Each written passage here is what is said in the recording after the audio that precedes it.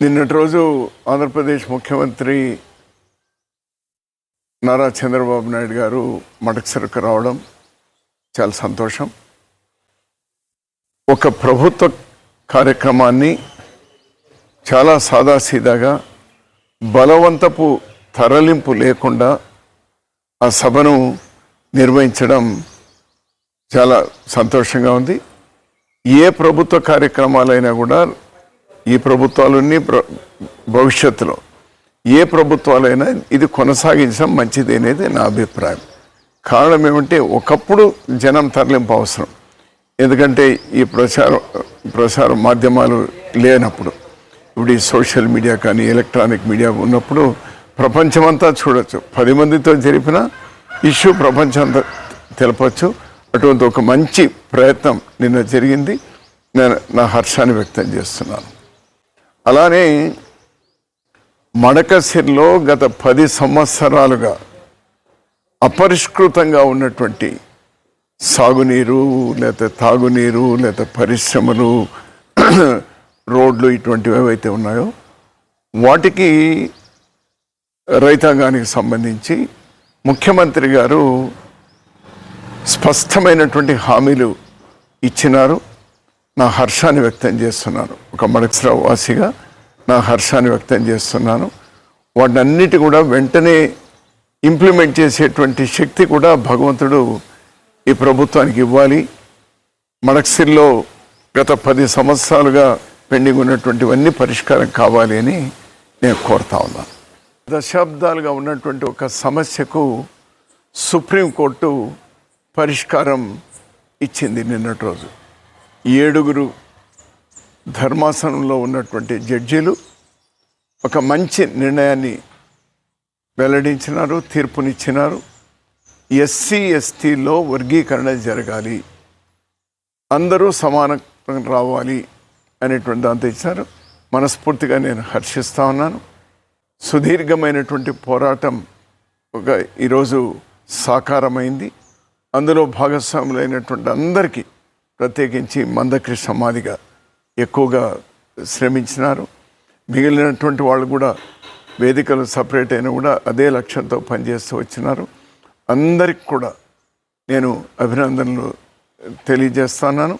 ఇది అందరికీ మేలు జరుగుతుందని నేను పర్సనల్గా విశ్వసిస్తున్నాను. కాంగ్రెస్ పార్టీ కూడా విశ్వసిస్తుంది. అలానే ఇప్పటికైనా కేంద్ర ప్రభుత్వం ప్రతిష్టలకు పోకుండా జన కుల గణన జరగాలి. ఇప్పుడు ఎస్సీ ఎస్టీలో కూడా వర్గీకరణ జరగాలంటే ఇందులో 59 వర్గాలు ఉన్నాయి ఎస్సీల్లో, అదేవిధంగా ఎస్టీలో కూడా చాలా ఉన్నాయి. ఎవరు ఎంత అని తెలవాలి కదా. ఇంతవరకు ఎస్సీలు ఎందుకు ఉన్నారు, ఎస్టీలు ఎందుకు ఉన్నారో తెలుసు అంతే. అందులో ఉపకులాలు ఎన్ని ఉన్నాయని తెలుసు కదా. అవి తెలుసుకోవాలంటే కుల జనగణన జరగాలి. So this the right time. ఇంకా ఆలస్యం చేయదు. ఇది దేశానికి అంతా సంబంధించింది. ఇప్పుడు అందరూ ఏమడుగుతున్నారు, మేమెంతమంది ఉన్నామో మాకంత వాటా రావాలి అని. తప్పేముంది ఏంటాను నేను. అందులో మెరిట్టే వస్తారు, మెరిట్ లేని వాళ్ళు ఎవరు రారు. సో దీనికి కేంద్ర ప్రభుత్వం వెంటనే అంగీకరించాలి.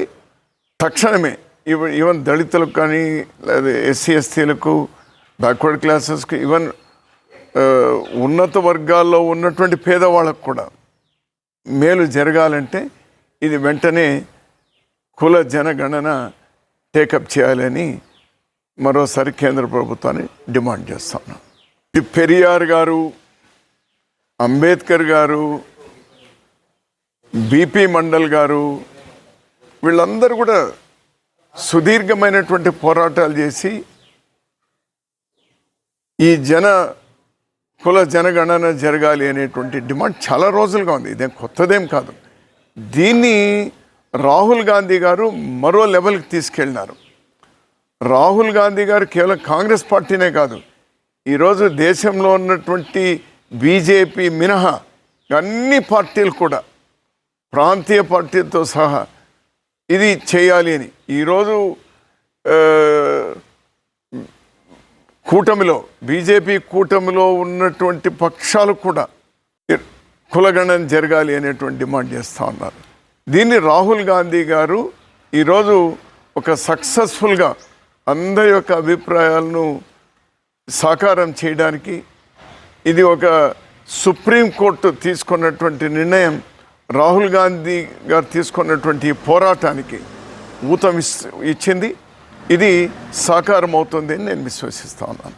కేరళలో భారీ వర్షాలతో వందలాది మంది చనిపోవడం, చాలా భయానకమైనటువంటి పరిస్థితి ఉండడం, రాహుల్ గాంధీ గారు రాజీనామా చేసినా కూడా వైనాడ్ ఎంపీగా అతను, ప్రియాంక గాంధీ గారు చాలామంది వెళ్ళొద్దు, అక్కడ చాలా ప్రమాదకరంగా ఉంది అని హెచ్చరించినా కూడా అక్కడ ప్రాణాలు కోల్పోయినటువంటి కుటుంబాలను, మరి అక్కడ ఇబ్బందుల్లో ఉన్నటువంటి వాళ్ళను పరామర్శించడానికి నిన్నటి రోజు వాళ్ళు వెళ్ళడం, ఆ వర్షంలో తడుచుకుంటూ ఆ బురదలో వెళ్తూ వాళ్ళందరికీ కూడా ఒక ధైర్యాన్ని ఇస్తూ, అటు ప్రభుత్వానికి కూడా మేము బాసటగా ఉంటాం, రాష్ట్ర కేంద్ర ప్రభుత్వాలు అందరూ కలిసి పనిచేద్దాం, రాజకీయాలకు అతీతంగా వాళ్ళకి అండగా ఉండాలి అనేటువంటి ఒక అప్పీల్ చేయడం అనేది ఏదైతే ఉందో నిజంగా మానవత్వం కలిగినటువంటి ఒక నాయకుడిగా రాహుల్ గాంధీ గారు నిన్న ప్రదర్శించినారు.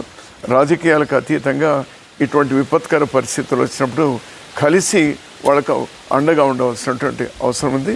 రాహుల్ గాంధీ గారిని, ప్రియాంక గాంధీ గారిని నేను మనస్ఫూర్తిగా అభినందిస్తూ ఉన్నాను.